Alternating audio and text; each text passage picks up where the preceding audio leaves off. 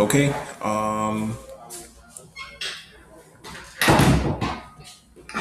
So yeah, I think just last time we had looked at the left side. So we're looking at how when your system is receiving multiple requests, how can we spread that across our different, databases?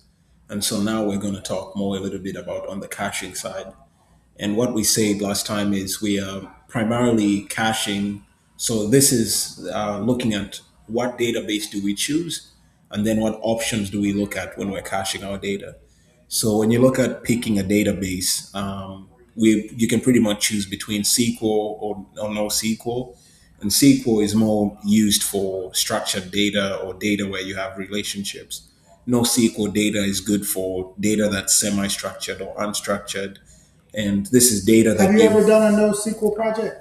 I have done one before, yeah. I I've used MongoDB I can't wrap my head around it. around So maybe NoSQL. I would be interested Uh, in doing a, that a deep dive on NoSQL, yeah, that would be nice. because I don't Um, right now. I can't wrap my head around the use case. yeah, So you say unstructured data. unstructured data, yeah. I've heard people mostly use them for things like logs because logs, I mean, across your entire application, logs look different. There could be some fields that are common, Mhm. like a log ID, or maybe, I don't know, like a key or some other field, but things like numbers could change or some other things. So if you're dumping your logs in one place, you would So when you probably say want them to be unstructured, unstructured. so Yeah. that's starting to make sense. So that means Hmm. that you can normalize it Yeah. across a lot of different data. Yeah. How about like qualitative, like when like people are providing feedback Yeah. in like words? Would that also qualify as Semi. unstructured? Yeah, that's a good question because So that's pretty like much a text field, right? like a text field. So Yeah. like typically I put a text field in a SQL database, right? Hmm. And it'd be like on a scale of 1 to 10, Yeah. what'd you think about the training? Yeah. All right, now tell us what we could do better, and tell us what was the best part you liked, and you're Yeah. typing that Hmm. in. But NoSQL is not designed for that type of thing. It's Yeah. designed for basically I have, like you said, logs, but let's just say Yeah. surveys or Hmm. assessments, Yeah. and maybe I have a student, I have a parent, I have a counselor, Yeah. and all the assessments have different questions, Yeah. different uh, numbers, questions. Some have five, some have six, from Yeah. 2020. So there's just all these different things. That's when you would use NoSQL. That's right. Yeah. We can go into But it we another could time. go I'm into it just, another yeah, time. I'm Yeah. curious. So I guess what they suggest is most systems would be a polyglot. So you're either picking between SQL and no SQL, depending on the right use What's a case. polyglot? I've never heard that term. So it's mostly used when people can speak more than one language. So you call them a polyglot. But we're calling the system polyglot because it's a mixture of I SQL thought that and was NoSQL. multilingual. Yeah, that's right. So it's a Multilingual. synonym for multilingual. Multilingual, yeah. So a polyglot is a system that may have a SQL Yes, and SQL and NoSQL NoSQL. We're just using together. it to describe what this hybrid system would be because it's not we're not just set on SQL or not set on NoSQL, but we're mixing both of them. Yeah. And then this one is a very interesting concept called the CAP theorem. And this refers to distributed systems where the C stands for consistency, A stands for availability, and then P stands for partition tolerance. So you can think of it as what we were describing before, where you have a replica in your system, and then there is this concept of consistency and availability. So consistency, what that refers to is that when you're making an update to your system, you want that update to be made across the main node in your system, as well as the replicas or the copies of that main node. So what that means is that if any one of those systems is down, like your master node is down, then your uptime is going to be affected because it means writes to your system will not be made.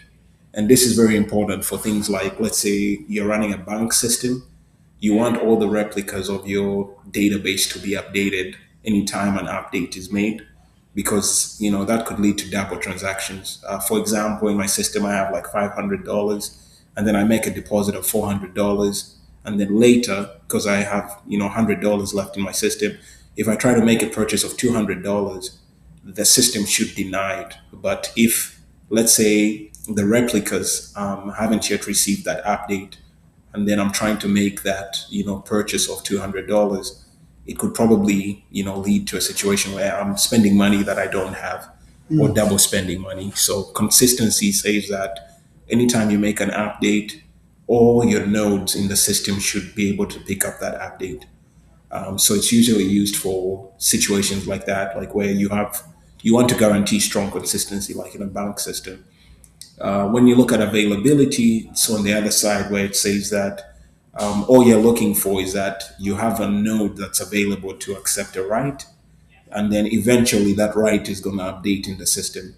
So even if one of your nodes is down, as long as any one of them is available to accept that read, then eventually, we should be able to write to our system.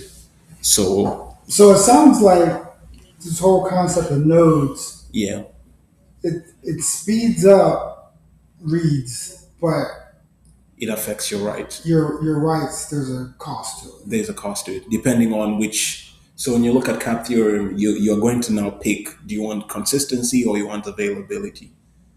So it can either be a CP system or an AP system. So you kind of have to pick either one of those depending on the type of workload that you want. So for example, in that bank use case, you want consistency, of course. For things like logs, all you want is just availability, that there's some node where we can dump the logs, and then eventually all the other nodes will receive an update. Or even if one of the nodes fails, that doesn't really matter to us. But in a banking system, that's a costly thing. And then, of course, the other one is you want to cache hot reads. So frequently accessed data, you want to cache that across the different components we mentioned. So you can cache on the browser, on the client side, you could cache on the edge, you could cache in the application layer, you could cache in the database layer, depending on where exactly you want. At the load balancer level, you could really cache anywhere. And then, of course, the final point is you want to design across your access pattern. So, how frequently are certain data accessed, or how frequently are you writing? And then, depending on that, we can now pick this combination of, is there sharding? Should we have replicas? And things like that. So, I think we can cover this slide as well and then probably call it a wrap, maybe. Yeah, so I guess the other thing now is we're looking at so when a user request comes, the different types of requests a user might send. So there's some things we want to make sure that they're asynchronous so that they don't block the system. And by blocking, I mean that you don't want to force users to wait for something that might take very long. So, for example, when we're processing things like, let's say, sending emails, receipts, or notifications, those can be run asynchronously, meaning we can deliver them at a later time so the user doesn't have to wait. So, for example, if you're purchasing like a ticket, you don't have to wait up until we guarantee that we've sent the email with your ticket. All we can say is that we've processed your payment, and then we can send that email even a couple of seconds or minutes after the user has made their purchase. It's very good in things like image or video processing. I've seen this happen with YouTube. Like, let's say you upload your video, it will allow you to put in all your information on that video, but you won't see it uploaded there and then, but you kind of see that progress bar telling you that, hey, the processing is going on. It's the same thing for running things like reports, exports, or search indexing. You want to make those as asynchronous as possible. And one way we can do this is by introducing a queue and workers in our system. So a queue is just a system where requests are held for a particular period of time up until a worker can pick them up. And so these are stored in like a first in, first out type of scenario. So we have a number of reports that are synchronous, right? They generate if you Hmm. need them. Yeah. I guess I would be curious to know at what point would I invest in, because I like PayPal. Anytime you do a PayPal report, Yeah. it tells you that, hey, we'll let you know when this Well, report it's is when done. you're ready. Yeah. And that's basically an asynchronous queue. Mhm. And I wonder, like, what point do you make the decision to change to that? Um, Yeah. like right now, I guess it just takes. You look at how long the reports are taking, but at the same time, it's like let's just say it takes 5 seconds from my report to print the PDF or whatever. Yeah. But if I make it asynchronous and I say I'll let you know when I'm done, Yes. that might take 2 minutes. Yeah. So it's not like an asynchronous report is faster. Yeah. So what's the benefit of doing an asynchronous report if you're not making it faster for the user? You're actually making it slower for the Slower. user. Yeah. I think it's the fact that probably the report in and of itself takes a long time to generate. So you'd rather make it asynchronous so that you don't block the user. Because I can imagine if I'm accessing a website and I'm trying to, like you said, PayPal, Mm. and I have to remain online on the website While for it's running. while it's running that report. So it does Versus saying you affect the can go do user. something Go else. do something else, and then you'll be back. Mm. But I think as a developer, we could probably introduce some level of optimizations if we wanted to make it faster. So I can imagine a situation where if let's say you know that most users are requesting for reports for the last 30 days from maybe that particular timestamp when they request the report. So I can imagine maybe every day you're running reports maybe at midnight for the last 30 days. And so when the user requests their report for the last 30 days from the time that they requested, then all you would do is just run a report from their timestamp up until midnight for that day and then just, append it to the previous report. So that way it would be faster because you've already done the work Yeah, for them in the background. So yeah, that's a just good point. Yeah. yeah, and so just the difference between a queue and a worker. So the queue is the system where we're storing these requests, and then the worker is like your code that's actually checking the queue, and then it runs whatever process on each one of those requests.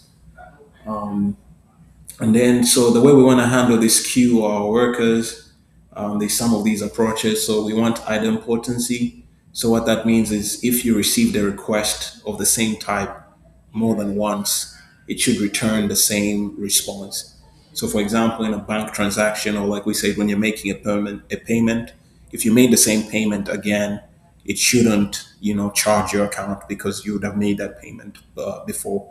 So the system should have some kind of key that it assigns to each request, so it can know whether it's processing the same request twice. And then you want to introduce some kind of retries.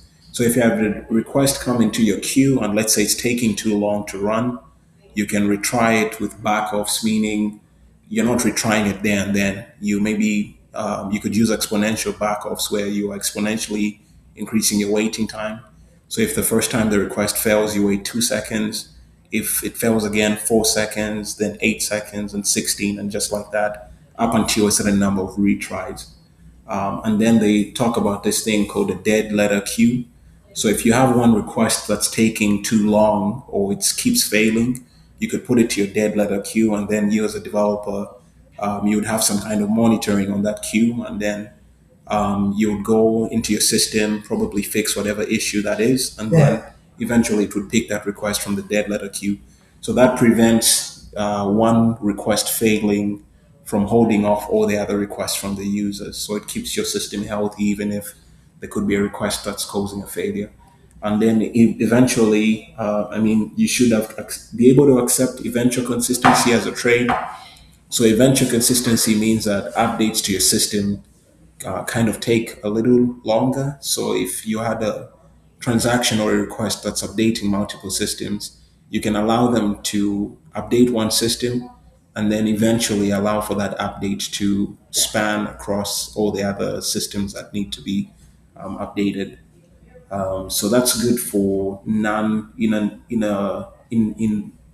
availability partition type of system rather than consistency. In consistency, you want strong consistency, so we don't want to allow eventual consistency. I guess we could end here. I think these are just some cloud patterns, and then this is pretty much the end of it. I don't know if we should go into this or probably go into the app. No, let's go into that. You all right? Yeah.